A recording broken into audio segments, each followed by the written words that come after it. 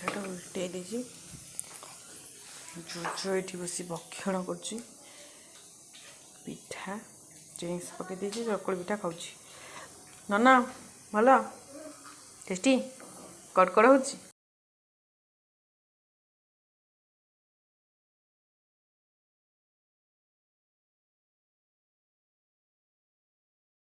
Hi friends, good evening, जय Jagannath, welcome back to my channel. मो प्रियदर्शिनी आपने मो चैनल स्वागत करुँची।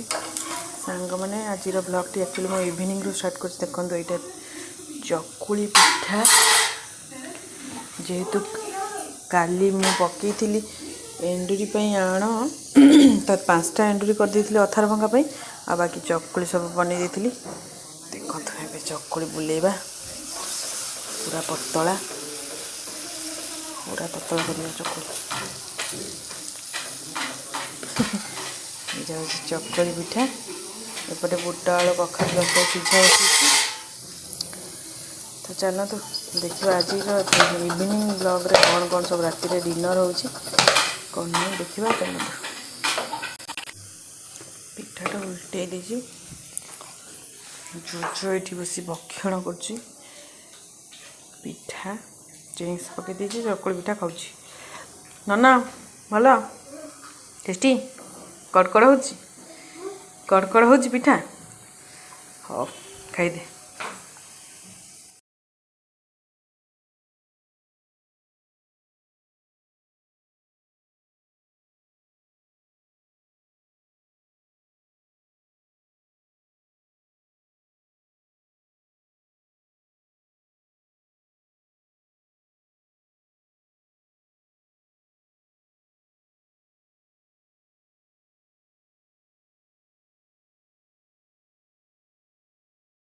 तो पिठा तो होगला। एक्चुअली पिठा होगला माने पिठा बा संध्या बेले पुओ करी राति पिठा टे गरम गरम हम लेट आग तरकारी करदे।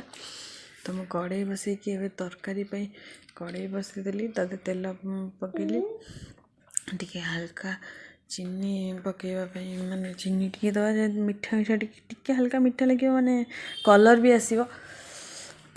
तापर ये पियाज काटिक रखी ये माने पियाजटा माने हाफ भजा हे माने दर दर भजा हे। भृषंग पत्र टिके धनिया पत्र टमाटो आईटा अदा रसुण पेस्ट। तो मुझे चीनी पकई दीची माने हाफ स्पून टी कम चीनी पकई। तापर सेटा होगला पियाज पकईकी टे माने बेसी भाजवानी टे दर दर भजा हेले माने टेस्ट आसो भल भी लगे। एक्चुअली आउ थे आम घरे अपांर मोर यहाँ फास्ट टाइम से करी घरे तो बहुत टेस्ट लगता भल स्मेल भी आसूला। तो ये भाविले पियाजटा जो पकईली से पूरा जारी एक्चुअली पियाजटा पूरा जारिबेनी ना से जो मीठा अंशटा आसबनी। तो पियाजटा को पकईकी टिके हल्का भाजी गला माने ऑलमोस्ट पियाज हो गला ये भाजीगला मसला जो बटा मसला थी पियाज रसुण अदा पियाज बाटतु बा पियाज एमती पकईले भी पियाज न बाटिले भी चलो। तो रसुण अदा जो ग्राइंडिंग होटा को देदेवा अदा रसुण पेस्ट सेटा देदेली माने एथिरे भी भल स्मेल आसो माने एतिकरे भी बहुत भल स्मेल आसो। तो सेटा पकईकी अदा रसुण पेस्ट पकईकी टिके मोर टिके हल्का धनिया पत्र मेंचे थिला तो टिके पकईदेली मुझे मसला कषी गला भल लगे। तो तापरे मसला हलदी पकईली हलदी पकई माने टिके माने गोटे मसला पकई चली लुण पूरा टेस्ट हिसाब से जेहेतु सीझारे लुण पड़ा तो लुण अल्प जी धनिया पाउडर टिके माने गोटे स्पून छोट स्पून ने मसला स्पून जो से गोटे चम्मच धनिया पाउडर गोटे चम्मच जीरा पाउडर तापरे लंका गुंड चिकेन मसला पकईली 2 स्पून मैंने ठीक से छोट स्पून है 2टा स्पून चिकेन मसला। तापर राग जो मैंने जोड़ा तीखा वाला लंका गुंड जोटा जेहेतु लंका किसी माने एपटे तो लंका सुखिला लंका राग ही न था तो से तीखा वाला लंका गुंड जस्ट टिके तीखा वाला लंका गुंड कलर किसी ना। तापर जो लाल वाला काश्मीर चिली अल्प टिके माने गोटे स्पून टिके अधिका कारण से खाली कलर आसना राग भी होनी ରାଗ ଆସେ କଲର୍ ଆସେ ବଟ୍ ଅଳ୍ପ ଟିକେ ପକେଇଲେ କଲର୍ ରାଗ ଆସେନି ଏତେ, ଖାଲି କଲର୍ଟା ହିଁ ଆସେ। ତାପରେ ମସଲା ମାନେ ଭଲସେ ମାନେ ଗୋଳେଇ ଦେଇକି ତାପରେ ତାକୁ କଷିବା ପାଇଁ ଟିକେ ଛାଡ଼ିଦେବା, ଟିକେ ପାଣି ହାଲକା ଦେଇକି, କାରଣ ମସଲା ଲାଗିଯିବ ତଳେ ଜଲ୍ଦି ଲାଗିଯିବ, ତ ଟିକେ ପାଣି ଦେଇ ତାକୁ କଷିବା ପାଇଁ ଛାଡ଼ିଦେବା। ଏଇଟା ସବୁ ମାନେ ଗୁଣ୍ଡ ମସଲା ପଡ଼ିଗଲା। ଗ୍ୟାସ୍କୁ ଟିକେ ମିଡ଼ିୟମ୍ ଫ୍ଲେମ୍ରେ କରିଦେବା, ମାନେ ସେ ତା'ର ମିଡ଼ିୟମ୍ ଫ୍ଲେମ୍ କଲେ ସେ ତା'ର ଆପେ ଆପେ ମାନେ ସେଇଟା କଷି ହେବ ଆଉ ତେଲ ବି ବାହାରିବ। ତ ସେଥିପାଇଁ ଗ୍ୟାସ୍କୁ ଟିକେ କମେଇ ଦେଲେ ମାନେ ଭଲ ମସଲା ଭଲସେ କଷି ହେଇଯିବ। ତାପରେ ଯେଉଁ ଟମାଟୋ ଥିଲା କାଟିକି, 2ଟା ଟମାଟୋ କାଟିଥିଲି, ମାନେ 4 ପିସ୍ କରି କାଟି ଦେଇଥିଲି। ସେଇ ଟମାଟୋ ଆଉ ଯେଉଁ ଧନିଆ ପତ୍ର ବାକି ତକ ଥିଲା ତାକୁ ବି ସେ ମସଲା ଲାଷ୍ଟ ଆଡ଼କୁ ପକେଇକି କଷିଥିଲି, ମାନେ କଷି ହେଇଗଲେ ଭଲ ଲାଗିବ ବୋଲି। ସେଥିପାଇଁ ବୁଟ ସିଝା ବି ପୁରା ରେଡ଼ି ହେଇଛି। ଏଥିରେ ପଡ଼ିଛି କଖାରୁ, ଆଳୁ, ବୁଟ, ଲୁଣ ହଳଦୀ ପକେଇ ସିଝେଇ ଦେଇଥିଲି। ଏଇଟା ପୁରା ସିଝା ହେଇଯାଇଛି, ବୁଟ ଏମିତି ହେଇଛି। ତ ଆମର ଆଜି ଚକୁଳି ପିଠା, ବୁଟ ଆଳୁ କଖାରୁ ତରକାରୀ ହେଇ ଆସିଲାଣି। ଟମାଟୋ ଟିକେ କଷି ହେବ ଆଉ, ହେଇନି। ଟମାଟୋଟା ଟିକେ ବଡ଼ ସାଇଜ୍ କଟା ହେଇଯାଇଛି, ହେଇଯିବ।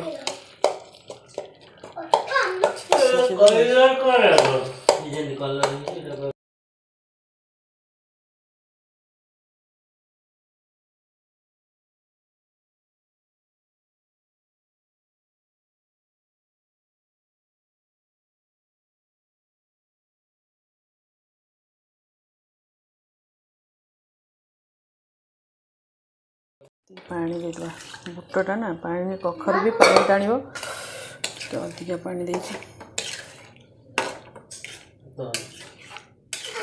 ମସଲାଟା ଭଲସେ ଗୋଳେଇଲେ କଲର୍ ଆସିବ।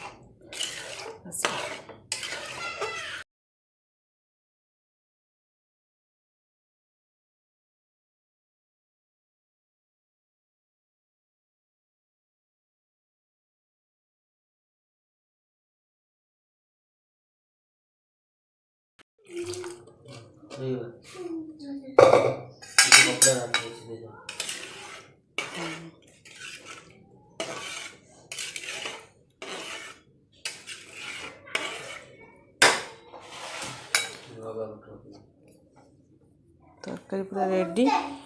ଟିକେ ଫୁଟିଗଲା ପରେ କଲର୍ ବି ଆସିଯାଇଛି, ଆଉ ଟିକେ ଆସିବ। ତାପରେ ବସିକି କରିବା ଆଉ, ବନ୍ଦ କରିଥିବି ଦେଖି। ସାଙ୍ଗମାନେ ତରକାରୀ ତ ପୁରା ଗପ୍ ଗପ୍ କିନା ଫୁଟୁଛି। ଆମର ତରକାରୀ ରେଡ଼ି ହେଇଗଲା। ଆକ୍ଚୁଆଲି ଚକୁଳି ପିଠା ଆଉ ବୁଟ ଆଳୁ କଖାରୁ ତରକାରୀ, ଏଇଟା ହେଉଛି ଆମର ରାତିର ଡିନର୍। ଦିନ ସାରା ଟିକେ ବ୍ୟସ୍ତ ଥିଲି, ସେଥିପାଇଁ କିଛି ଭିଡ଼ିଓ ବନେଇ ନଥିଲି। ଠିକ୍ ଅଛି ସାଙ୍ଗମାନେ, ଏ ଭିଡ଼ିଓଟିକୁ ଏଇଠି ଏଣ୍ଡ କରିବା। ପୁଣି ଦେଖା ହେବ ଗୋଟେ ନୂଆ ବ୍ଲଗ୍ରେ। ଯଦି ଭିଡ଼ିଓଟି ଭଲ ଲାଗିଲା ଲାଇକ୍ ସେୟାର କମେଣ୍ଟ ନିହାତି କରିବେ। ଆଉ ମୋ ଫେସବୁକ୍ ଚ୍ୟାନେଲ୍କୁ ଫଲୋ କରିଦେବେ ଆଉ ପେଜ୍କୁ ଲାଇକ୍ କରିଦେବେ। Thank you, have a nice day, thank you.